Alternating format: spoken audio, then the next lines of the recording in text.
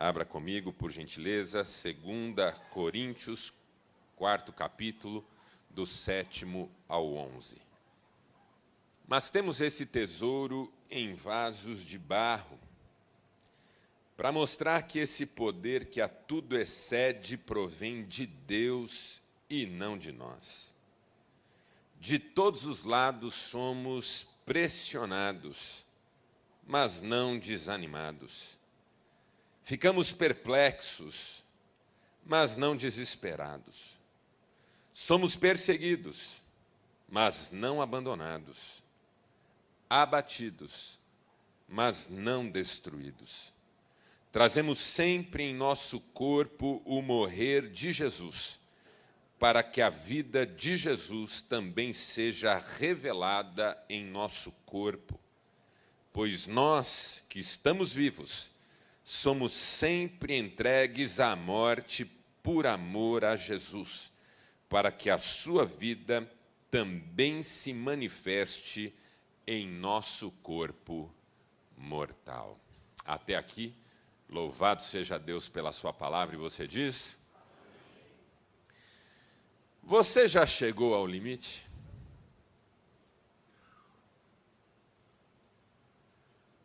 Já passou por lutas que você considerou em algum momento que não venceria? Já pediu misericórdia, clemência, piedade para que Deus interrompesse o seu sofrimento? Já disse alguma vez na vida: eu não aguento mais? Há um texto na palavra que sempre me incomodou, está na carta aos Hebreus, quando o autor bíblico diz, querendo incentivar a igreja a continuar lutando: vocês ainda não resistiram até o sangue. Como se fosse uma grande vantagem. E às vezes, até sangue, as nossas lutas tiram de nós. O tempo que eu fiquei internado ano passado, fiquei 11 dias na UTI. Em 11 dias, eu tive que fazer 13 vezes um exame que talvez você conheça, chamado gasometria. É uma retirada de sangue da artéria. Um dia alguém inventou isso, fez isso em outra pessoa. O diabo olhou para um demônio júnior que estava do lado dele e falou assim: nós temos isso no inferno? O demônio falou: não, precisa pôr. Pensa num negócio que você pede a morte. Dói demais. Eu fiz 13 vezes. E como tortura pouco é bobagem, todas as vezes às 3 horas da manhã. Era uma mocinha desse tamaninho, que entrava no box da UTI. E com um sorriso no rosto dizia: vamos fazer gasometria? E saía uma lágrima do meu olho. Tem hora que até sangue a gente dá, em meio ao nosso sofrimento. Cada um sabe o seu limite, ou acha que sabe. Porque também é verdade que várias vezes em que eu disse eu não aguento mais, eu aguentei mais um pouco. Várias vezes em que eu pensei não vou dar conta, eu acabei dando conta por mais um tempo. É o cansaço que pesa. A dor de um sofrimento que não passa. Esses dias eu fiz uma mensagem sobre desertos. E comentei que no deserto você encontra 3 tipos de pessoa. Você encontra a pessoa recém-chegada, que acabou de entrar, que por mais assustada que ela esteja, está com o seu cantil cheio d'água, está com uma mochila nas costas com algum alimento, a sua roupa ainda é nova, e por mais que ela esteja com medo do que vai enfrentar, ela tem algum suprimento. E esse suprimento, por estar disponível, minimiza os efeitos desse deserto em que ela está. Talvez haja muita gente passando por isso agora. Um deserto recém-inaugurado. Não está faltando nada. Mas o coração já sofre pelo medo do que esse deserto vai significar. Segundo tipo de pessoa que você encontra no deserto é a pessoa que está há mais tempo. E por estar há mais tempo, ela já não tem mais os mesmos recursos. Mochila já não tem comida. Cantil está sem água. Ela continua andando, batalhando, acreditando, à procura de um oásis, talvez, à procura dos limites do deserto. Mas o sofrimento dela está intensificado, porque o tempo de exposição ao deserto foi exaurindo a pessoa. Também tem gente assim aqui. Que não é sobre o deserto ser pior ou melhor do que o da outra pessoa. É sobre o fato de eu estar há tanto tempo que eu estou mais cansado, mais exaurido e sem recursos. E o terceiro tipo de pessoa que você encontra no deserto é gente que já desistiu. Porque todo deserto tem as suas fronteiras, como eu digo no livro Viver é uma Arte. Só não as encontram aqueles que se sentam para lamentar ou ficam andando em círculos. Gente que perdeu o rumo, perdeu o foco e agora sente que o deserto é a vida. Não tem nada fora do deserto para ansiar, para esperar, para desejar. E às vezes há pessoas assim também entre nós, que já não veem luz no fim do túnel, que estão cansadas, desanimadas. Quando eu leio a segunda carta do apóstolo Paulo aos Coríntios, a sensação que eu tenho é que Paulo chegou ao limite. Se você depois na sua casa ler o primeiro capítulo dessa segunda carta, você vai perceber o momento em que Paulo estava vivendo. Ele começa a escrever sua carta e lá no versículo 8 diz assim: irmãos, eu não quero que vocês ignorem um fato, que na província da Ásia, nós passamos por uma luta tão grande, tão superior às nossas capacidades, que chegamos a desanimar da própria vida. É muito difícil você ouvir alguém que você ama, respeita, admira e considera uma pessoa cheia de Deus falar nesses termos. Chegamos a desanimar da própria vida. Quando o desejo de morte é maior do que o desejo de seguir. Uma coisa que eu disse para a Cristiane depois da UTI, foi que embora eu lutei muito para viver, eu passei a entender pessoas que desejam morrer. Não é sobre não querer viver mais, é sobre não querer sofrer mais. Tem uma hora que o sofrimento esgota, cansa. Paulo disse, passamos por lutas tão grandes, tão superiores. Veja, o mesmo apóstolo Paulo, que disse, todas as coisas cooperam para o bem, que cria como Tiago, que nenhuma provação é maior do que a gente consegue suportar, que disse, alegrem-se nas tribulações, porque a tribulação produz coisa boa, está dizendo, nós vivemos uma provação maior do que a nossa capacidade de suportar.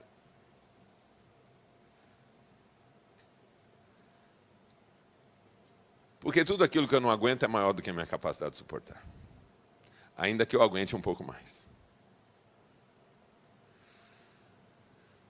A ponto de desanimarmos da própria vida. Um homem que dizia, para mim o viver é Cristo e o morrer é lucro. Na UTI eu tive que lidar com essa crise sobre se eu realmente entendia que o viver era Cristo e o morrer era lucro. Porque embora eu preguei a vida inteira que há um céu, há uma eternidade, quando a gente fechar os olhos para essa vida, vamos abri-los na presença do Cordeiro. A hora que eu estava lá partindo, eu não queria ir, não.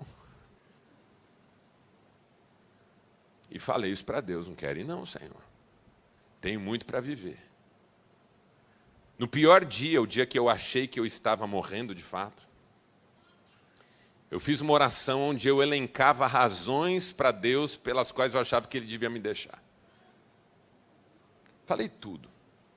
Comecei dizendo que eu honrei meu pai e minha mãe. E honrei mesmo. E falei para Deus, a promessa é de longevidade na tua palavra. E eu não considero a idade que eu estou uma longevidade. Está aí pastor Adilson, com o dobro da minha idade, e vai dizer que eu sou longevo.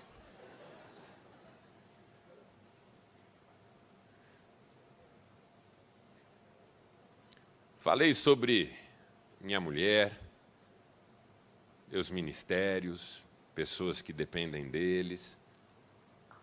No final, quando eu já não tinha mais o que falar, lembrei do salmista que diz, da sepultura ninguém pode te louvar. E eu disse, se eu morrer, o Senhor perde um adorador.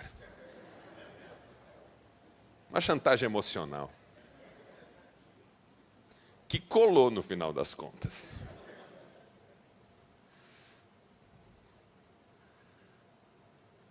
Morrer é Cristo, viver é lucro. Era o que eu estava pensando. Exatamente o contrário. Viver mais um pouco. Eu estou no lucro hoje. Porque Deus me deu mais tempo. Por exemplo, para estar aqui com você nessa manhã, compartilhando algo do meu coração. O apóstolo Paulo passou por lutas terríveis naquele período. Chegou até a ficar mais sensível. Você lê a primeira carta aos Coríntios, Paulo é duro, por exemplo, com um irmão que precisa ser tirado do convívio, precisa ser expulso da igreja, porque ele está fazendo coisas que são absolutamente inaceitáveis. No capítulo 2 da segunda carta aos Coríntios, ele diz, gente, perdoa o cara, para que a tristeza exagerada não lhe domine, e ele possa ser restaurado. Porque o sofrimento faz isso com a gente. Daniel Coleman diz que o sofrimento tempera a alma. O sofrimento deixa a gente menos duro, menos intolerante, menos dono da verdade. Quando chega o capítulo 3, Paulo começa a falar do ministério dele. E de como ele considera que ele serve a Deus. Uma crise que eu percebo no apóstolo Paulo e que eu já vivi também, é essa relação entre sofrimento e mérito. Porque às vezes a gente sofre de forma muito profunda e tem convicção de que não merece aquilo. O apóstolo Paulo diz assim, se eu tenho um orgulho para me orgulhar, é que eu nunca me comportei de modo inadequado em nenhum lugar por onde passei, e vocês, ele diz aos Coríntios, são testemunha disso.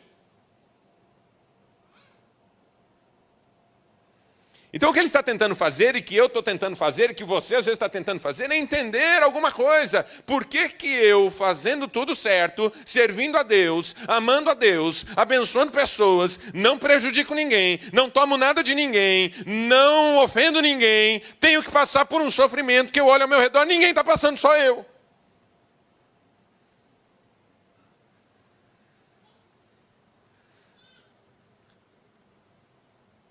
E quando ele começa a tentar entender isso, aí ele escreve o capítulo 4. Onde, no fundo, o que ele está dizendo é o seguinte. Quanto mais Deus nos usa, mais Ele nos permite a aprovação. Porque quanto mais provados nós somos, mais fica evidente que nós somos frágeis. E quanto mais frágeis nós somos, mais fica claro que o poder é de Deus. E quanto mais fica claro que o poder é de Deus, mais Ele é glorificado na vida daqueles que nós abençoamos.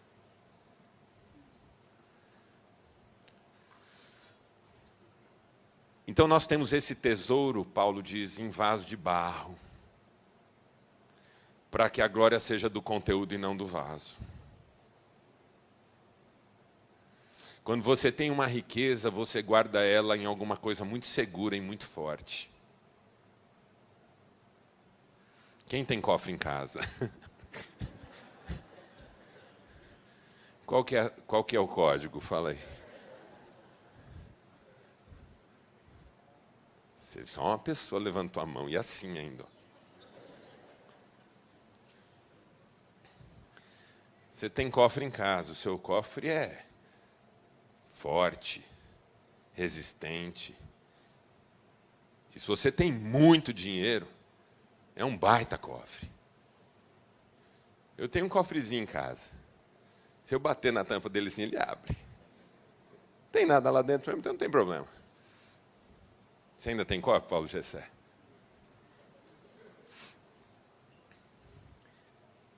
Se você tem uma riqueza, você põe ela num lugar impenetrável, para que ninguém roube você. Paulo está dizendo, nós temos uma riqueza, é o Evangelho. Só que Deus decidiu guardar essa riqueza em vasos de barro, que quebram à toa, que não servem para nada, que não protegem nada. E isso aumenta a glória dele, porque só gente que tem riqueza infinita guarda a riqueza em lugar que qualquer um pode roubar.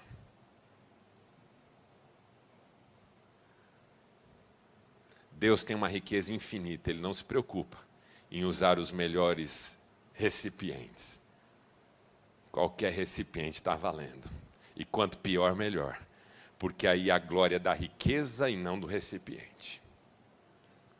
Uma riqueza num cofre poderoso, você fica impressionado com o cofre. Que cofre, hein?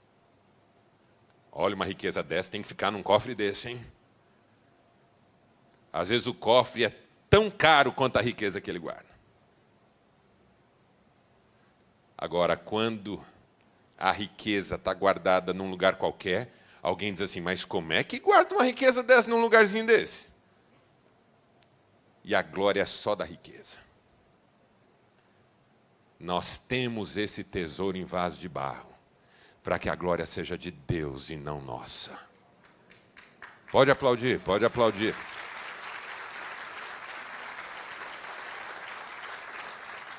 Então o que Paulo está dizendo é, faz parte passar por luta, porque a luta revela quão frágil eu sou. E aí ele começa a dizer um conjunto de frases aqui que são muito fortes. Por exemplo, quando ele diz assim, em tudo somos pressionados, mas não desanimados. Ficamos perplexos, mas não desesperados. Somos perseguidos, mas não abandonados. Ficamos abatidos, mas não destruídos. Eu quero olhar rapidamente para essas 4 frases que Paulo diz aqui, porque elas nos ajudam a entender onde ele está querendo chegar. Quando ele diz em todos somos pressionados, a palavra que ele usa aqui no grego é a palavra para tristeza. Em tudo somos entristecidos. E algumas versões trazem a palavra entristecidos. Uma tristeza profunda.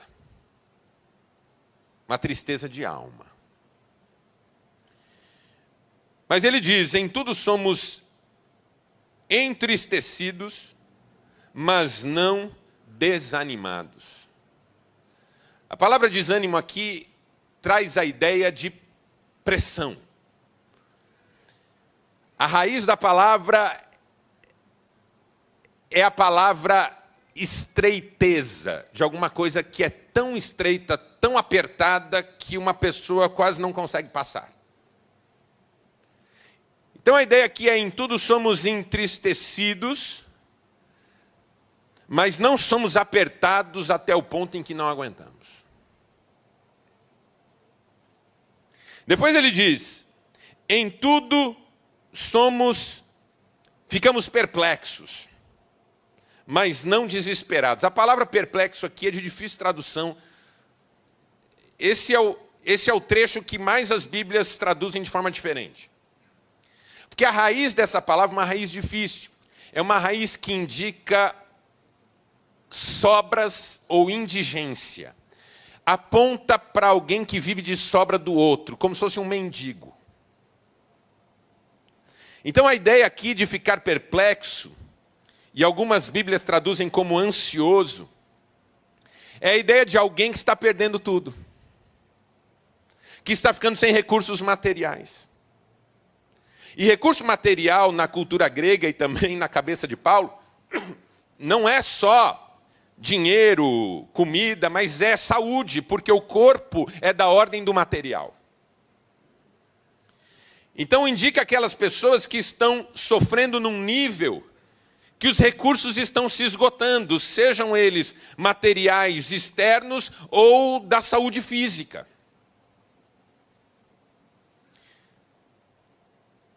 Mas não ficamos desesperados, diz o apóstolo Paulo, como se não tivéssemos esperança de uma retomada. Depois ele diz, em tudo somos perseguidos. A palavra aqui é simples, é perseguição mesmo.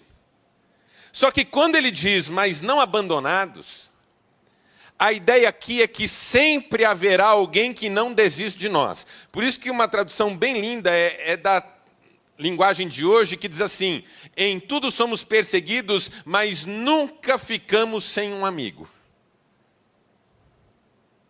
Alguém que diga, eu estou aqui, apesar de todos terem se voltado contra você, eu estou aqui. E depois ele diz, em tudo somos abatidos, mas não destruídos. A palavra abatido aqui é uma palavra que Paulo vai buscar nos esportes gregos. É uma palavra que era usada para caracterizar um golpe que uma pessoa recebia numa luta. Se nós fôssemos traduzir hoje, usando o tipo de raciocínio que Paulo usou, nós diríamos, em tudo somos nocauteados. Em tudo somos nocauteados. Ou seja, tomamos um soco na cara que nos leva ao chão. Mas não somos destruídos, e a palavra aqui representa a morte. Quando eu li esses 4 conjuntos de frases, eu entendi as 4 áreas que Paulo está mencionando. E que ele estava sofrendo naquele momento. A primeira, emocional. Em tudo somos entristecidos, mas não desanimamos. Às vezes a provação é emocional. E há pessoas aqui passando pela provação emocional. A depressão, o pânico, o transtorno de ansiedade, a sensação de um esgotamento, de uma angústia que não tem explicação racional. E a pessoa está triste. Eu tenho uma paciente na minha clínica de psicanálise que sofre há anos de uma tristeza profunda. E ela não tem vontade de nada, nem de viver e nem de morrer. Não tem vontade de nada. Uma tristeza. Ela chora do começo ao fim das sessões, há meses já. Ela começa a falar, começa a chorar, e ela termina a sessão, ela ainda está chorando. Uma tristeza. Só quem já passou por uma provação emocional sabe o que é. Uma tristeza que às vezes não encontra correspondência nem nas circunstâncias. E alguém diz assim, mas por que você está tão triste? Está tudo bem. E é terrível quando alguém quer nos deixar alegres por coisas que não nos deixam alegres. Amiga, por que você está triste? Você tem um marido tão bom. Leva. Pega para você. Dor de papel passado e tudo. Tristeza. Segunda aprovação que Paulo está mencionando aqui é a aprovação material. Quando os recursos se esgotam. quando escorrem pelos dedos, quando você acha que vai começar a retomar e não retoma, só perde, e até a saúde vai embora.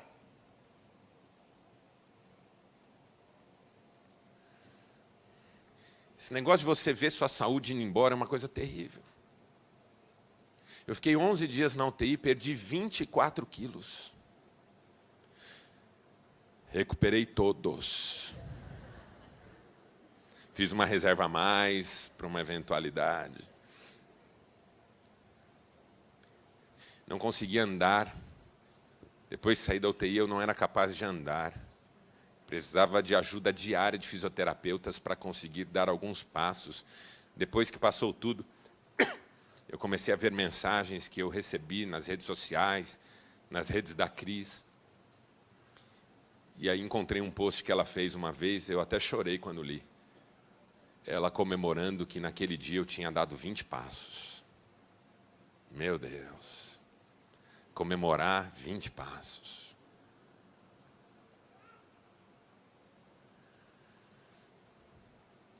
Quando os recursos se esgotam e você trabalha um monte e nunca é o suficiente. Você sabe como é. Terceiro tipo de provação, a provação relacional. Em tudo somos perseguidos, mas não abandonados. O apóstolo Paulo passou por isso também. Suas emoções foram atacadas, a vida material dele ficou por um fio, as perseguições que ele, como ninguém, conhecia. A ponto de até amigos abandonarem. Uma das coisas que você percebe na vida do apóstolo Paulo é que muitos amigos da primeira hora simplesmente desapareceram nas horas mais difíceis. Quem que nunca viveu isso? De perder pessoas que sempre estiveram ali, quando a hora difícil chegou, elas sumiram.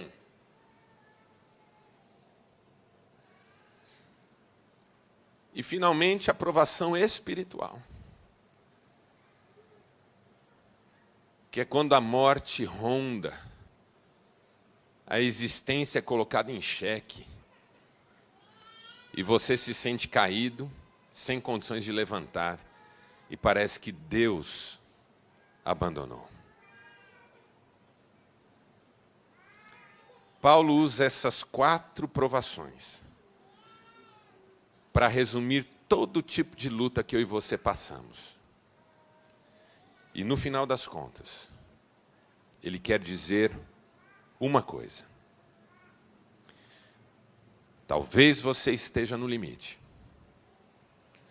Talvez você esteja como ele esteve, como eu já estive, sendo provado em todas as áreas da vida.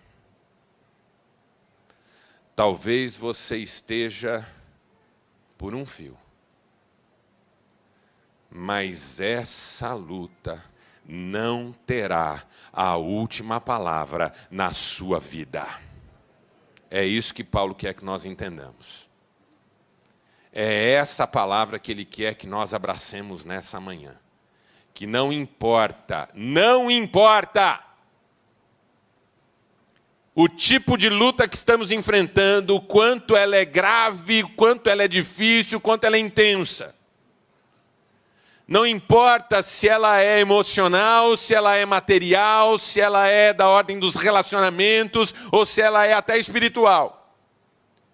Não importa o tempo em que estamos submetidos a essa luta. Ela vai passar, nós vamos vencer, e Deus será glorificado na nossa vida, e o vaso de barro que nós somos, que estava para se quebrar, vai ser um testemunho do quanto Deus é grande.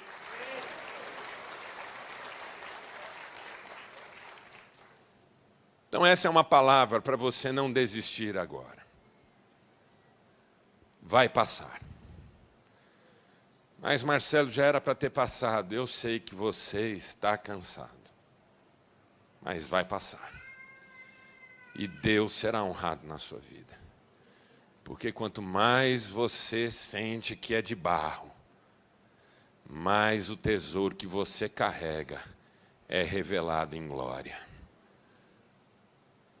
Veja, você que sofre tanto, que chora porque não aguenta mais. que ocasionalmente até reclama, você, Deus, escolheu para, através da sua vida, glorificar o nome dEle. É isso que Paulo está dizendo. Eu trago esse tesouro em vaso de barro, porque quanto mais fica claro que eu sou só um vaso de barro, mais fica claro que Deus é grande. Mais fica claro que é por causa de Jesus que a gente passa por isso. E o fechamento que Paulo dá é exatamente sobre Jesus. Porque ele diz, o que é que faz com que o vaso, sendo atingido de todos os lados, não desista de carregar esse tesouro com ele? É o fato de que o vaso faz isso por amor a Jesus, por causa de Jesus, e porque Jesus também aceitou, sendo ele a própria riqueza eterna, transformar-se em vaso de barro e deixar-se quebrar na cruz, para que eu e você pudéssemos ser alcançados. De repente, a riqueza que era para ficar dentro do cofre se transforma em cofre. Mas não em cofre impenetrável e poderoso, mas em vaso de barro. E se quebra, para que essa riqueza escorra e alcance todos quantos puderem ser alcançados. Jesus é o vaso de barro por excelência, e é a riqueza por excelência. E Ele está em nós. E por amor a Ele, nós vamos seguir um pouco mais. Nessa manhã eu decido, mesmo cansado, mesmo triste, mesmo não entendendo muita coisa, eu decido seguir um pouco mais. Por amor a Jesus. Porque Jesus fez o que fez por mim. E porque Ele, sendo a riqueza do universo, se transformou em vaso de barro, para que eu pudesse, sendo vaso de barro, carregar a riqueza do universo. Feche seus olhos, por gentileza. Eu quero orar com você.